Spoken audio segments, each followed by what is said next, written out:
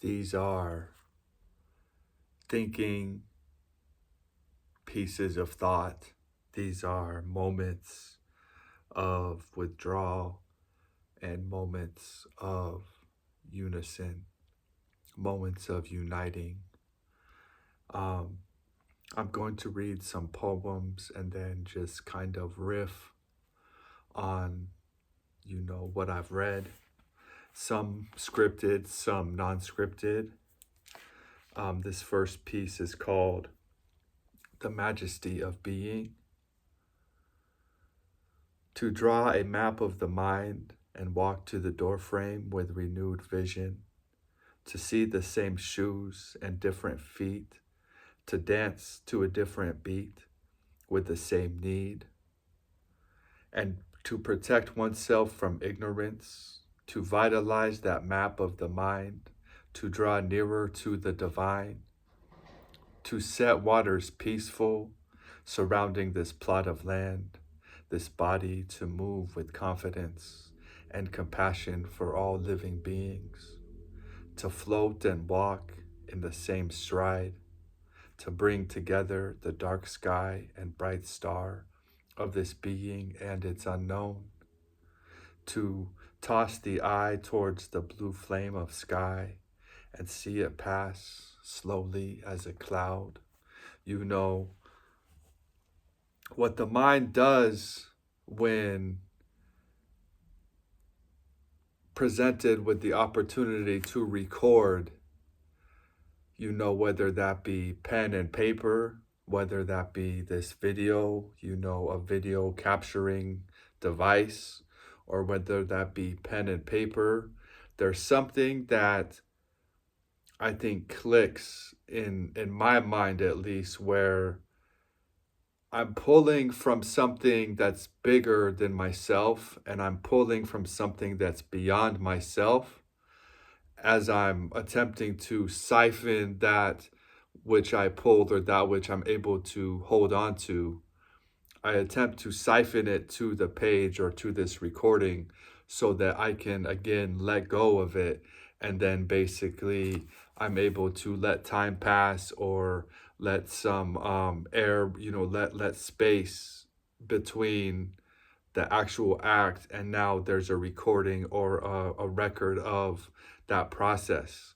And I think something happens during that process that is worth, I don't want to say chasing, but it's worth replicating, in that it's worth doing over, it's worth repeating.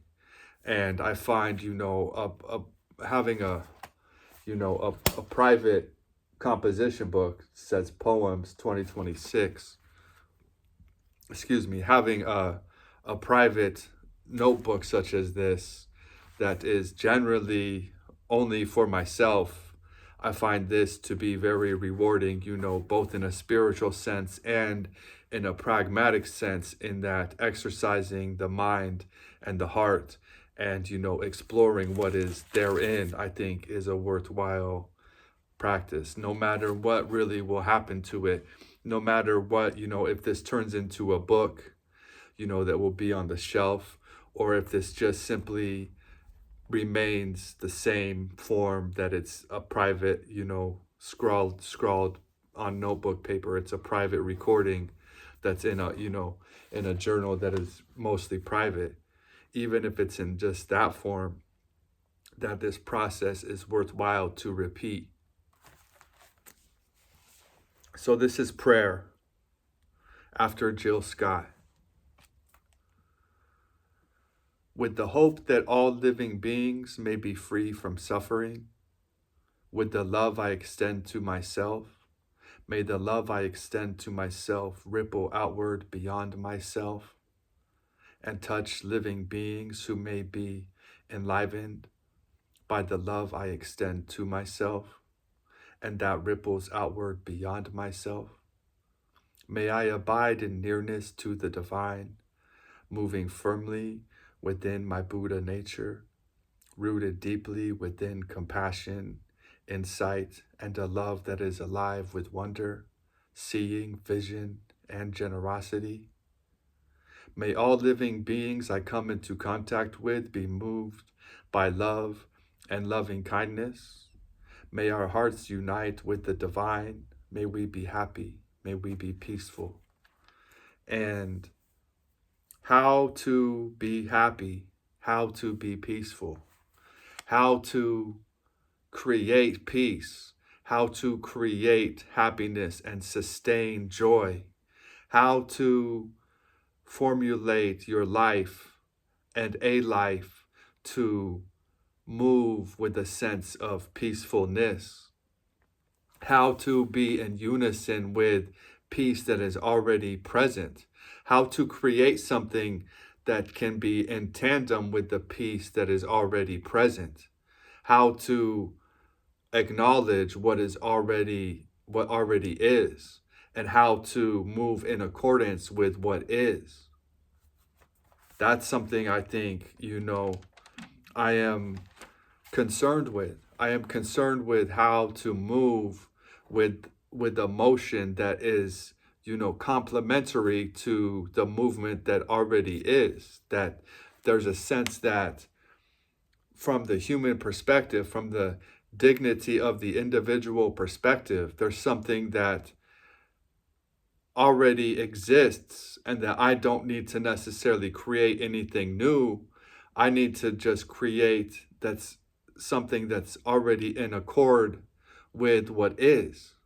And I need to basically tap into what is. I need to pay attention and bring my focus to what is already present, what is already here.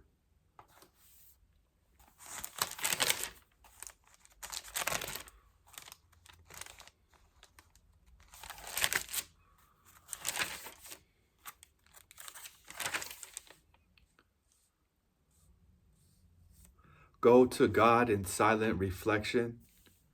Beckon silence, still the waters of your breath, and go to God.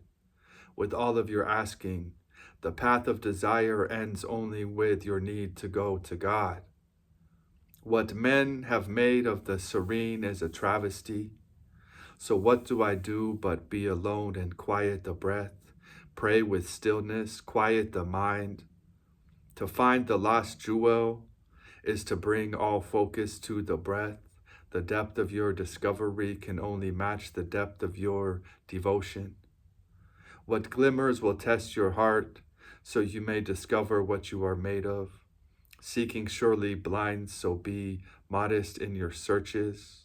Just quiet the heart, bring your vision to the breath. It can get lonely out there with your vision stretched so far into the future. Befriend silence and witness the waters in the heart become still. Quiet your search and see God's face within the silent witness. You move deeper into this reflection in time.